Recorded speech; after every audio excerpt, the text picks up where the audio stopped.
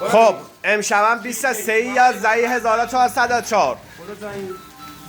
آقا مهدی خلیلیان مدیر عاملی قهوه پاتوق سمنوپزی دارن اومد تو مغازش زحمت کشید به چام دارن زحمت میکشن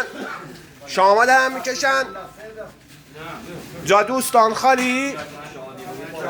شادی روحی باباش صلوات برفرستین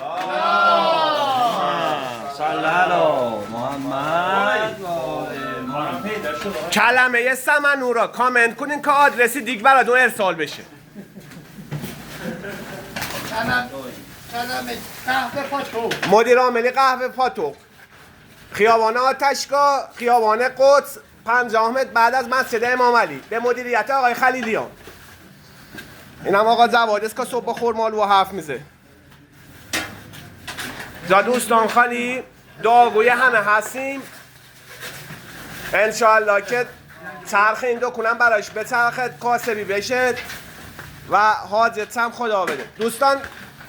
برای سلامتی بانی هم یه صلوات برفرستید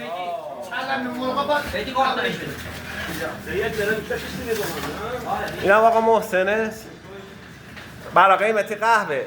کلمه عربی کارا کامنت کنید تا البته این وری دکونه سا او دارن قضا میکشن حالا برای سمنو